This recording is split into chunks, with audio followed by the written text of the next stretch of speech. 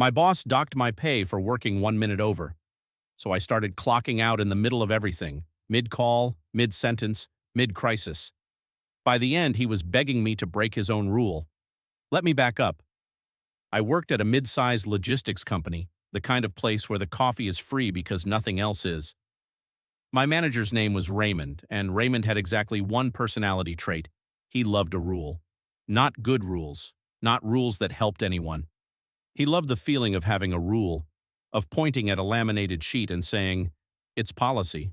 He laminated things, by the way. A lot of things. There was a laminated sign above the microwave about how long you were allowed to reheat fish. Here's the part that matters. I was the guy who actually kept the department running. I did the client billing reconciliations, the boring, invisible work that, if it stops, everything downstream catches fire about 3 weeks later. Nobody else understood it. Nobody wanted to. Remember that. It comes back. One Friday, I stayed late to close out a messy account before the weekend. I clocked out at 40 hours and 1 minute. 1 minute. Monday, my paycheck was short, and there was a note from Raymond. Unauthorized overtime per policy time over 40 hours requires pre-approval, docked accordingly. So I went to his office, calm. I said, "Raymond, it was 1 minute. I was finishing the Hartwell account so it wouldn't blow up." And Raymond leaned back, folded his hands like a man about to deliver a sermon, and said, "Rules are rules. If I make an exception for you, I have to make it for everyone.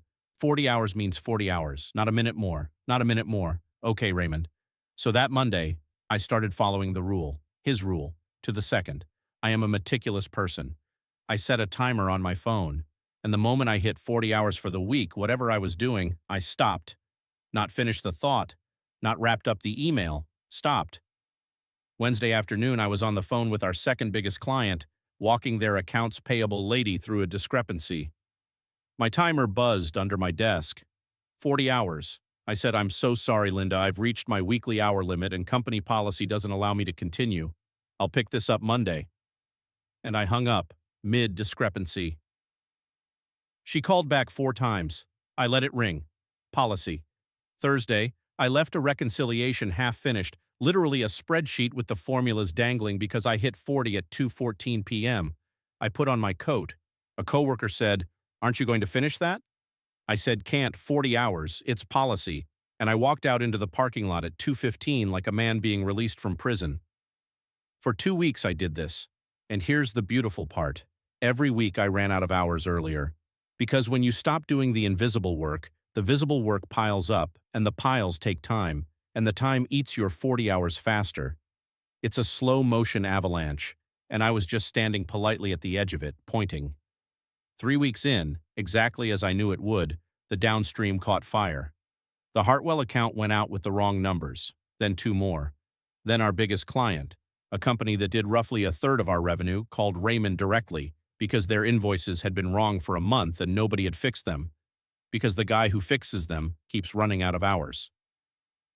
Raymond appeared at my desk. No laminated sheet this time. He said very quietly, "Can you stay late tonight to catch up?" And I said, and I swear I kept a straight face, "I'd love to, Raymond, but I'm at 38 hours, and if I go over 40, I'll need pre-approval, and I wouldn't want to make an exception, because then you'd have to make it for everyone." He stared at me. I watched the rule he loved so much wrap its hands around his throat in real time. "I'll approve the overtime," he said. "In writing?" I said. "For the file?" He typed it up right there. A new policy with my name on it, granting me standing approval for overtime at my own discretion. He printed it. He handed it to me like it physically hurt to let go of. I have it framed. It's on the wall in my home office next to a photo of my dog. Visitors ask about it. I tell them it's the most expensive minute Raymond ever saved. Oh, and 3 months later, when they restructured the department, they needed someone reliable to run it, someone who understood the billing system, someone you might say irreplaceable. Raymond reports to me now. And every Friday at 4:55, I walk past his desk and I say, "Don't stay too late, Ray. You know how it is. Rules are rules."